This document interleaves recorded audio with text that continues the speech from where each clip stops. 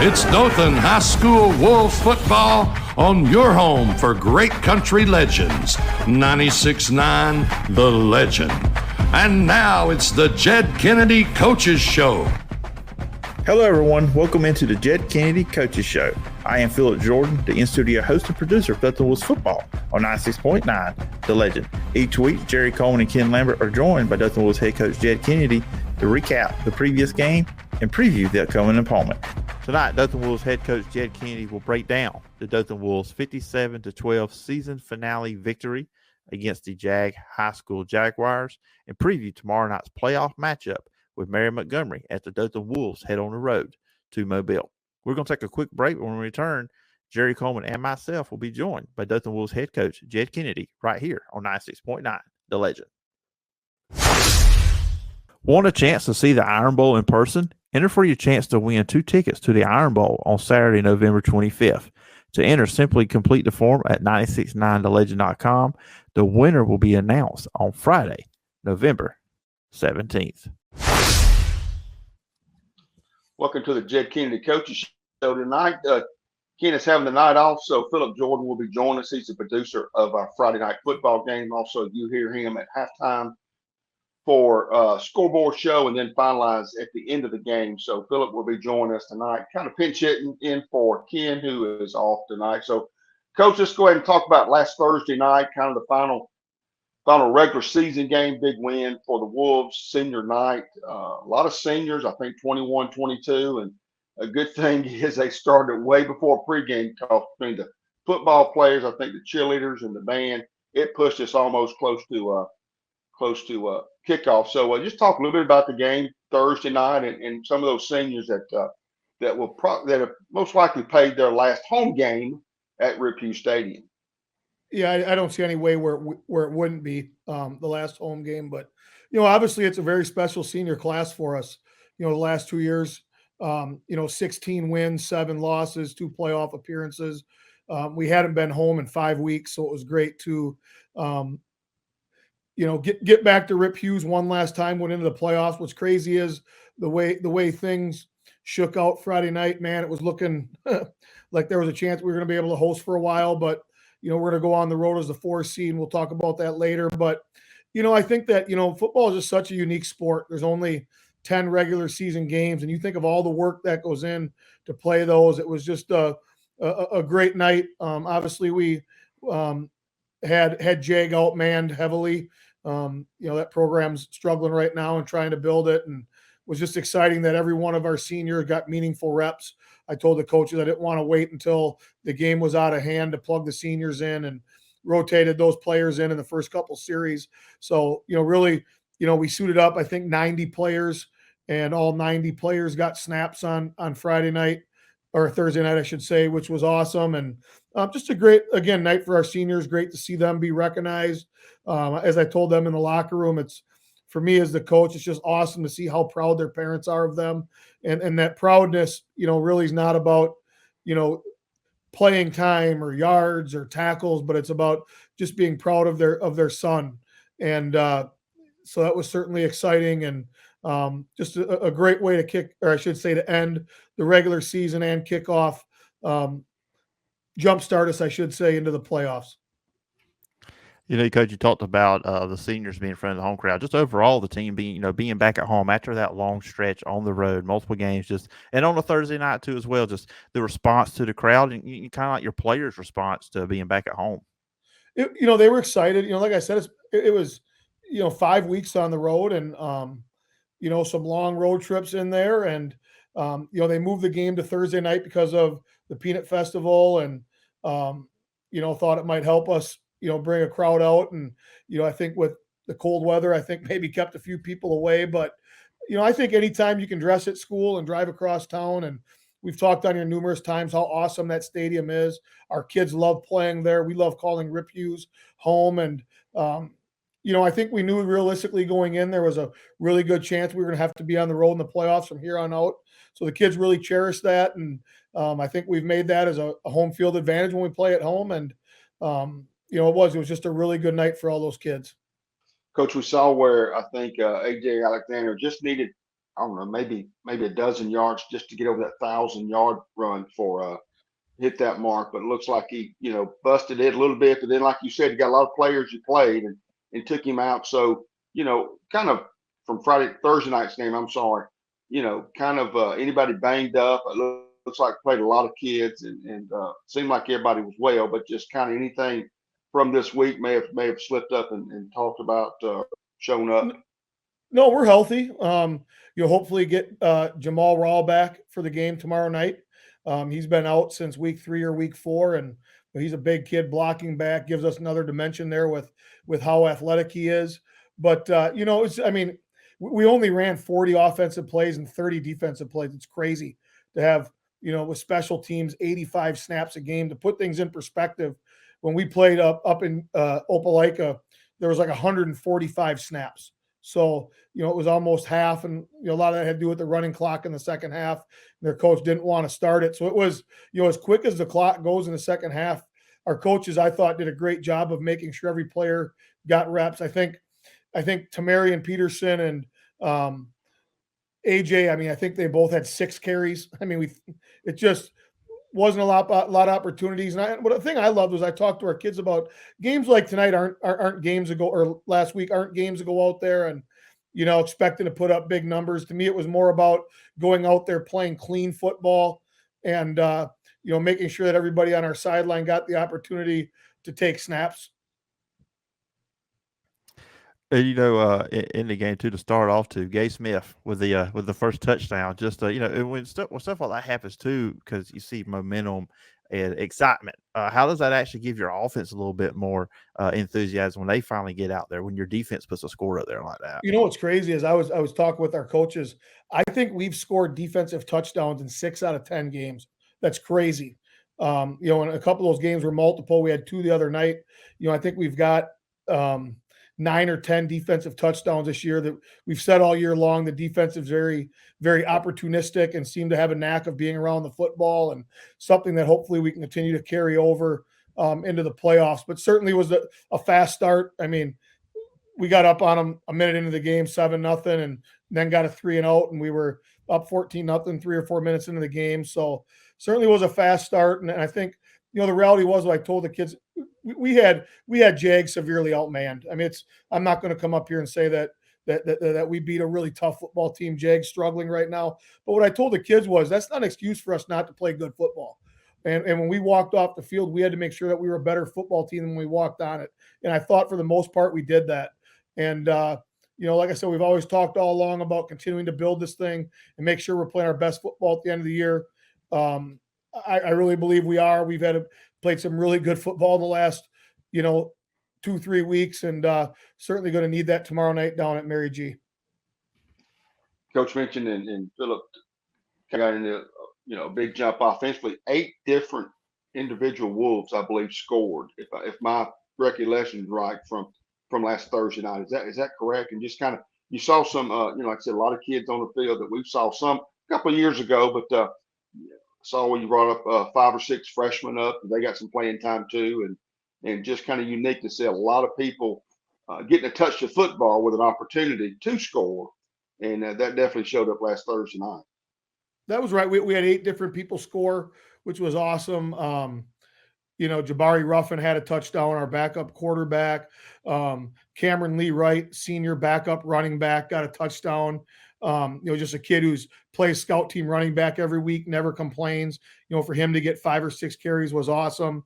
Freshman Sirlathian Meadows had the last touchdown of the game. He's going to be really, really special here. He is good. So for him to get in there and, with those freshmen, a chance for us to coach them up, the last couple of weeks of the season and have them get around us. As you said, we moved up 5 players, 3 on defense, 2 on offense. So, yeah, it was just, like I said, it was a night where a lot of different people contributed. A lot of different people got a snap on Friday night. And, again, hopefully that those things pay off down the road for us with our younger kids.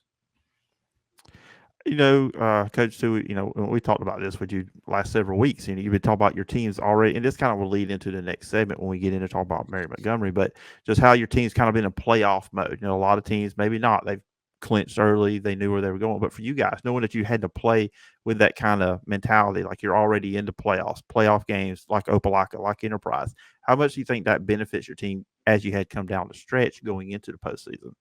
Well, we talked about it all the time. Last year, like when we went and played Enterprise in the regular season, I think that kind of, I don't know if we weren't ready for it, that magnitude of a game. And, if you look, then you go and we beat Opelika, and then we go on the road and knock off Foley, who was a number 1 seed. So when things come around this year, our kids have been in games like that, so when we go and say, this is a must-win game. This is playoffs.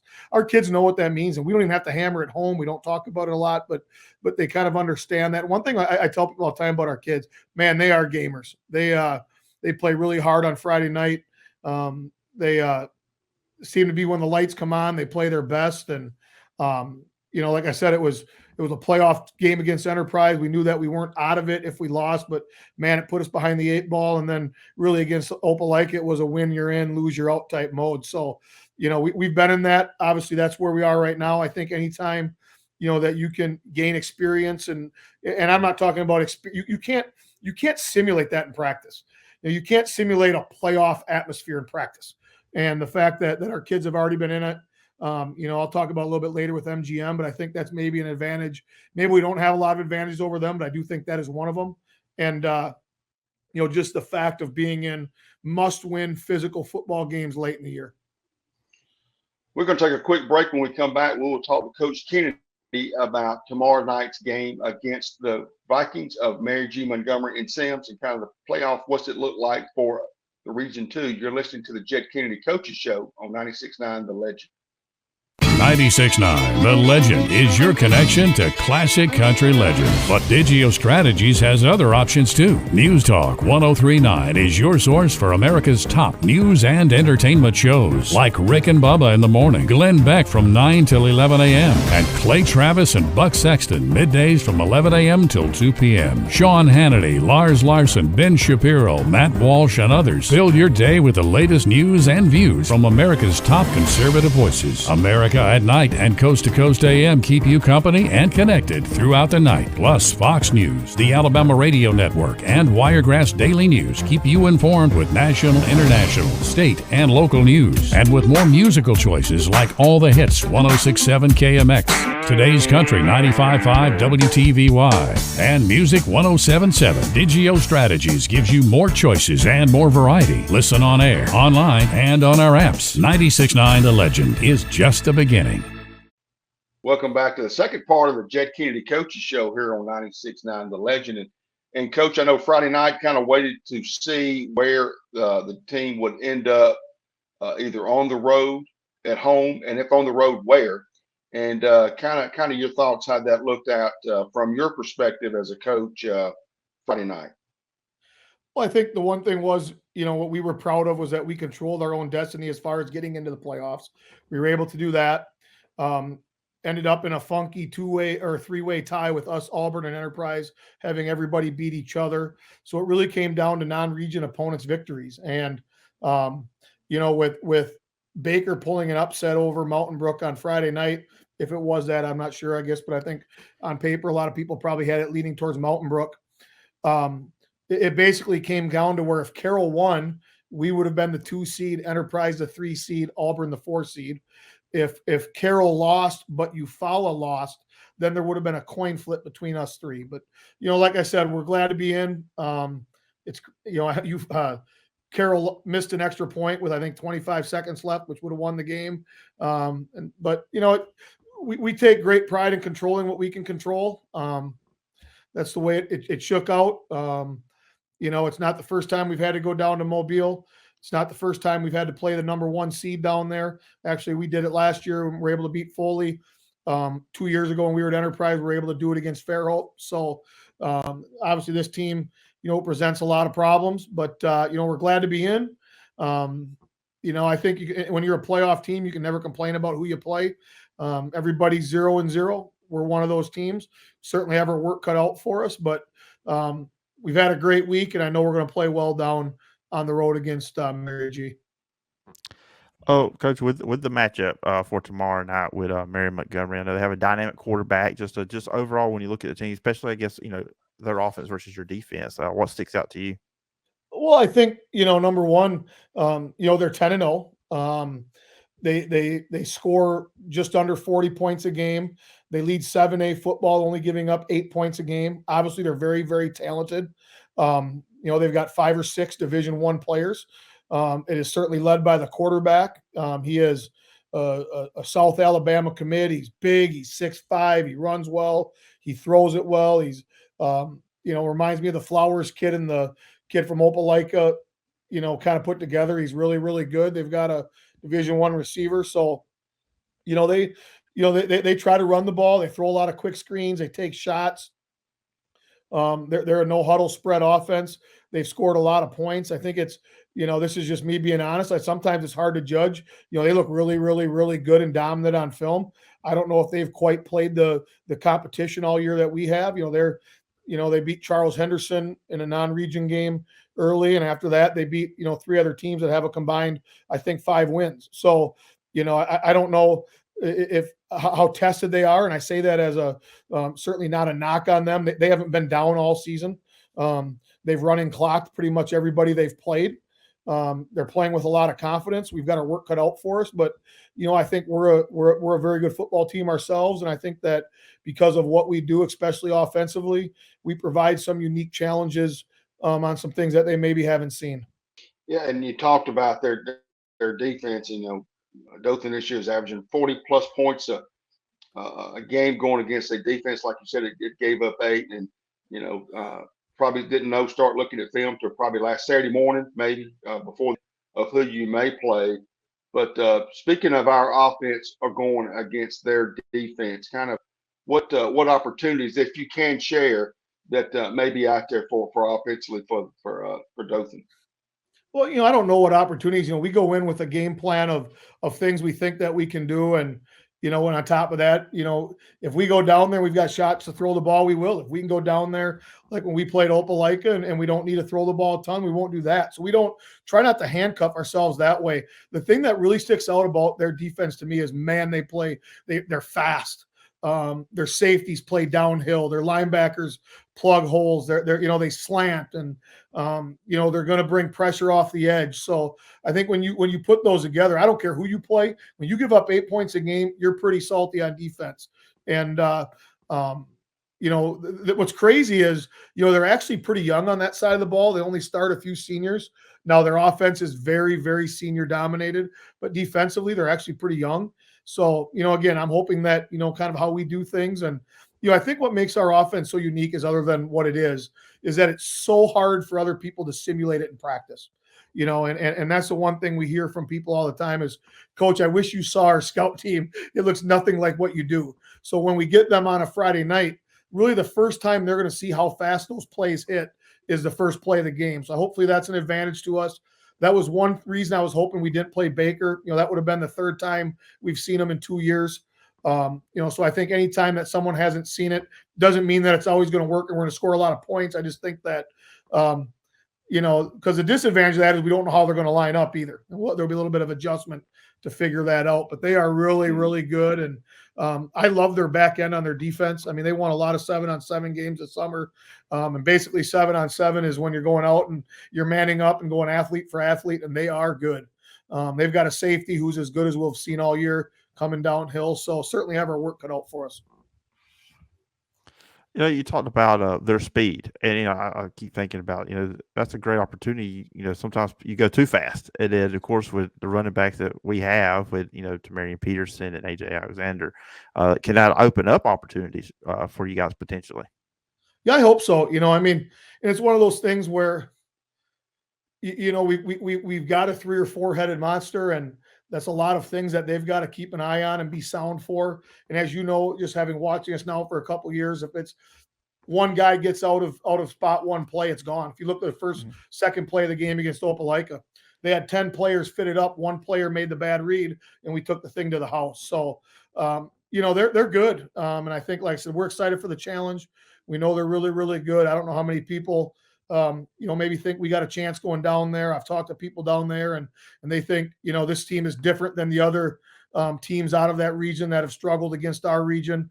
This team's the exception with how good they are. And all I can tell you is we are certainly looking forward to the challenge.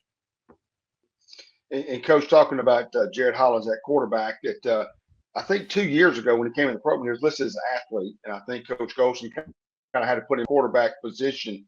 But you did mention, Coach Golson, I think this is his 57th year at Mary Montgomery, and with the Hollins, like you said, committed to South. He's tall, he's lanky, he's fast, and you mentioned some quarterbacks earlier. Kind of, to me, looks like Bagliano from Opelika.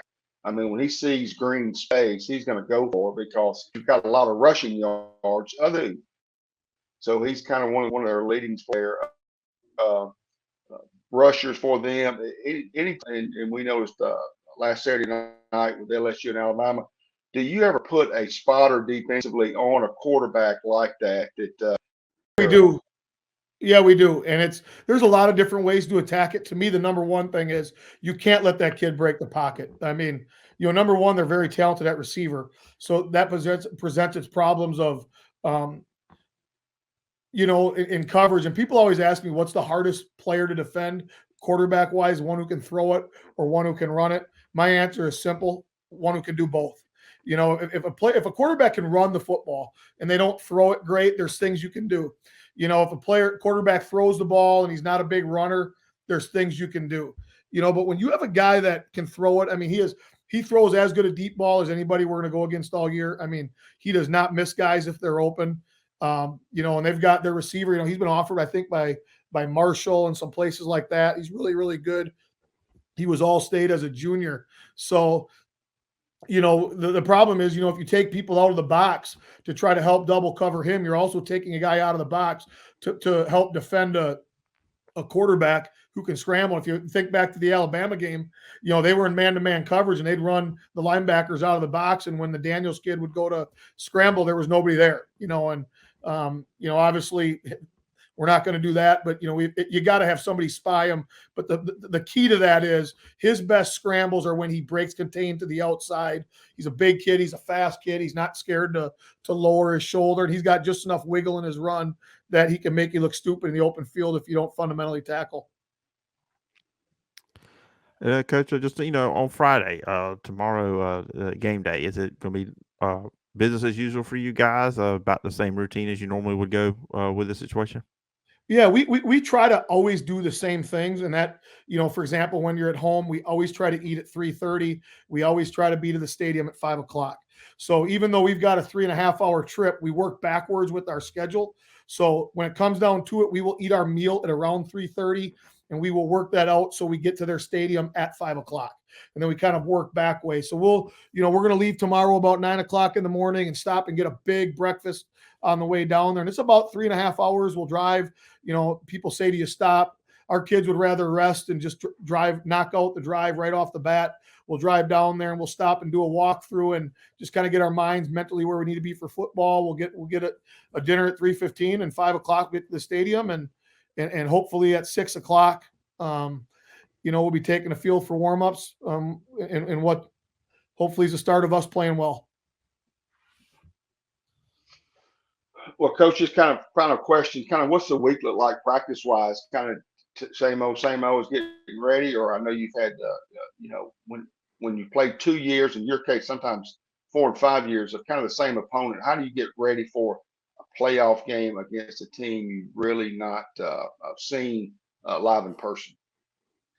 That's one thing where, I just believe in what we do as far as, we don't look at this game any different than we look at Opelika, where we don't stay later. We don't come in earlier. We put in long hours every week and our kids work hard every week. We're physical in practice every week. We keep our same schedule. For example, on Wednesdays, we practice in class and then we practice after school, and after 4:30, at 4:30, our kids go home. A lot of our kids work. It's not one of those things where, now it's a playoff game. We're gonna keep them here till 5:00. We've got a plan. I'm very, I don't know what the word is, very, very regimented with how I've done things at places. And this is no different. I think kids respond best when there's not change. And again, we coach every game like it's a playoff game. We don't go into games and say we need more this week, because I mean, it's like I said, to me, I want to win every game I ever coach. Our kids want to win every game they ever play. And if we're going to have that type of philosophy, then we've got to prepare every week like that's what's on the line. So really nothing has changed as far as kind of how we're doing things or when or why. Well, you've been listening to the Jed Kennedy Coaches Show, getting ready for tomorrow night's first playoff game. Again, 6:45 here. If you can't make the trip, pregame, 7 o'clock kickoff. The Wolves are traveling to West Mobile in Sims, Alabama, to take on the Vikings of Mary Montgomery. You've been listening to the Jed Kennedy Coaches Show here on 96.9 The Legend.